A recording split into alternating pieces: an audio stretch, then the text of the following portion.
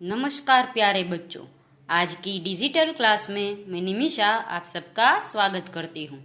आज के वीडियो में हम सीखेंगे हिंदी कक्षा 8 का पाठ नंबर 7। पाठ का नाम है सोच अपनी अपनी। तो बच्चों, अब हम सबको पता है कि दर एक व्यक्ति है वो अलग अलग सोचता है।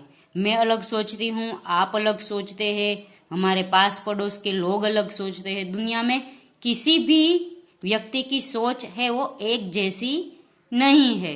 तो इस पाठ में हम यही सीखेंगे कि हम है वो कोई भी हमें सिचुएशन या कोई भी प्रसंग दिया गया है तो हम उसके बारे में क्या सोचेंगे।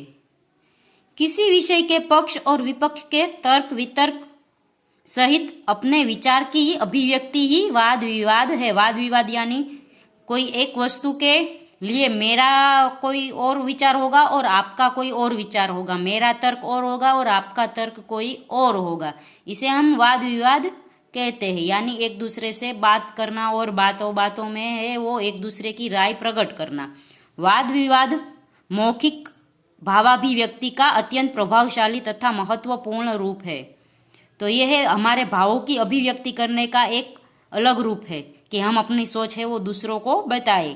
वाद विवाद में कोई एक विषय निर्धारित कर लिया जाता है। कुछ विद्यार्थी उस विषय के पक्ष में तथा कुछ विपक्ष में अपने अपने तर्क इकट्ठे करते हैं, दिन श्रोता के सामने प्रस्तुत करते हैं। एक वक्ता पक्ष में अपने विचार रखता है तो दूसरा वक्ता विपक्ष में। इस प्रकार वक्ताओं को अपनी बात की पुष्टि तथा विपक्षी के कथन को खंडन करने का अवसर मिलता है। तो वाद विवाद करने में कुछ विद्यार्थी हो वो उसके पक्ष में बोलते हैं, कुछ उसके पक्ष में नहीं बोलते और दोनों है वो अपने विचार रजू करते हैं। तो यही हमें यहाँ पे करना है। ये है दो चित्र दिए गए हैं। ये है एक गांव का चित्र है और ये है नगर का चित्र। नीचे दिए गए चित्रों को ध्यान से देखिए, फिर उन पर आधारित प्रश्नों का पर कक्षा में वाद विवाद करवाइए। तो ये चित्र गांव का है, ये नगर का है। उसमें से शिक्षक है वो 3 प्रश्न पूछते हैं, जैसे दोनों चित्रों में क्या अंतर है। तो दोनों चित्रों में यही अंतर है कि ये गांव का चित्र है और ये नगर का या शहर का चित्र है। गांव और नगर के जीवन में क्या अंतर है और तुम्हें कौन सा रुचिकर लगता है, क्यों? तो गांव का जीवन है वो सुख शांतिमय होता है, उसमें भागदौड़ नहीं होती। नगर का जीवन है वो भागदौड़ भरा जीवन होता है। जो गांव में जो जीवन होता है वो प्रदूषण कम होता है, नगर के जीवन में प्रदूषण ज्यादा होता है क्योंकि वहाँ यातायात के साधन है वो ज्यादा होते हैं।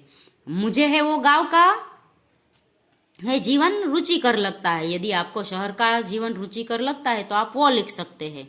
आगे का प्रश्न है, क्या तालाब का जल पीने के लिए योग्य है?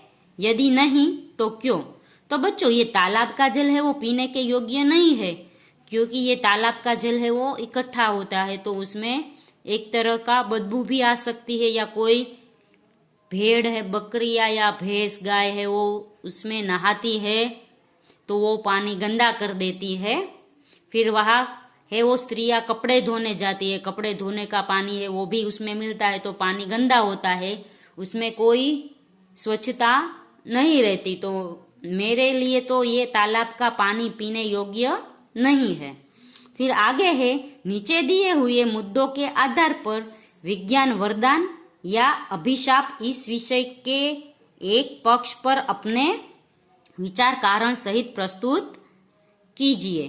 तो इसमें है विज्ञान के वरदान या अभिशाप के लिए हमें है यहाँ पे इतने मुद्दे दिए गए हैं, उसमें से मैंने अपने विचार प्रस्तुत किए हैं, जैसे प्रदूषण, बिजली, अंतरिक्ष की खोज, डॉक्टरी सुविधा, दूरभाष, कंप्यूटर, परमाणु बम, पिस्तौल, यातायात, ग्लोबल वार्मिंग।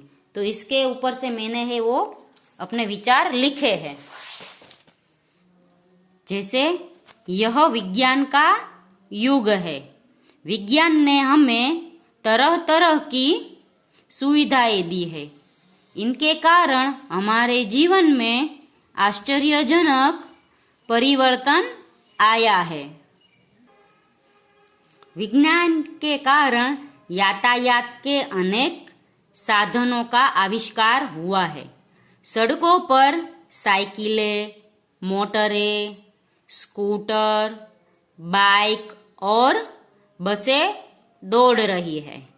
रिक्शों से भी लोग आ जा रहे हैं। रेलगाड़ी से हजारों यात्री एक साथ यात्रा कर रहे हैं। हवाई जहाज पलक झपकते ही यात्रियों को दूर दूर पहुंचा देता है। पर इससे आज देश में प्रदूषण भी बढ़ा है।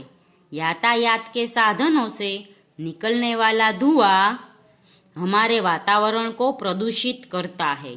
इससे हमारे जीवन में कई कठिनाइयाँ आ जाएगी जो प्रदूषण बढ़ा। तो बिजली के आविष्कार ने आज हमारे जीवन में कई काम सरल कर दिए हैं। आज बिजली के बिना कोई काम हो नहीं सकता। बिजली के आविष्कार ने दुनिया में क्रांति कर दी है। ट्यूबलाइट, फ्रीज, पंखा, धुलाई मशीन, आटा पीसने की चक्की आदि उपकरणों ने कठिन कामों को भी आसान बना दिया है। विज्ञान के द्वारा अंतरिक्ष की कई खोज सफल हुई है। रेडियो, सिनेमा, दूरदर्शन, कंप्यूटर आदि साधनों ने मनोरंजन और ज्ञान विज्ञान के द्वार खोल दिए हैं। दूरभाष यंत्र यानी मोबाइल की खोज से हम घर बैठे सभी से संपर्क बना सकते हैं। दवा की दुकानों से हर बीमारी की दवाई या दवा मिल जाती है। मनुष्य की आयु पहले से बढ़ गई है।